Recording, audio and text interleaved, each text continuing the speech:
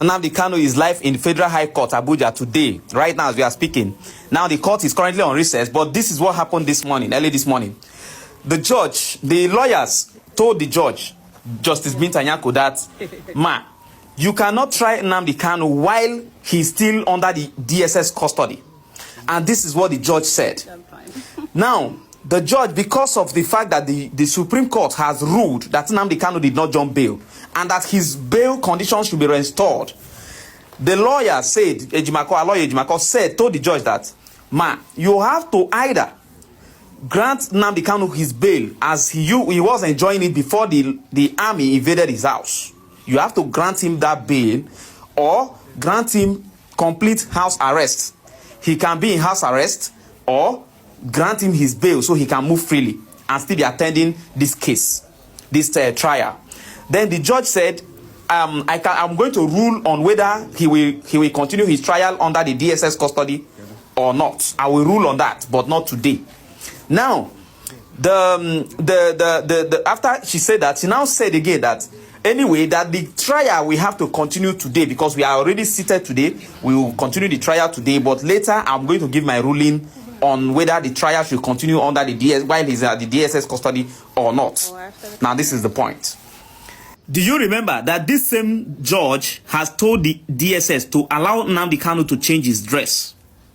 It is over 3 years now since Nnamdi Kanu has been on these same clothes. Until today, the DSS has refused him from changing these clothes. His medical condition is still there. It's still a big challenge. They don't care. And if you watch today, Nnamdi Kanu is not looking too good. Probably because this matter is becoming rough.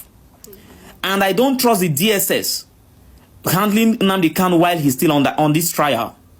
Now, if you all remember vividly, this case of bail or no bail, it was the same judge, Justice Binta Nyako, that granted Nnamdi Kanu this bail, was it in 2017?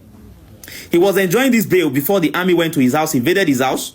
He narrowly escaped, when the Supreme Court recognized that invasion was illegal and also said that on that basis, for the fact that he was only escaping for his life, then he did not jump bail. And if you remember, when this thing happened back then, they told the shorty, the guy who stood as shorty, the man who stood as shorty, the senator, Enyinaya Baribe, to provide Nnamdi Kanu. Enyinaya Baribe told them, how do you ask me to provide somebody I stood shorty for? Then you went behind my back, you broke all the agreements, all the laws, went to his house and tried to even take his life. Right now, you people, I should be asking people to provide my client who I stood shorty for.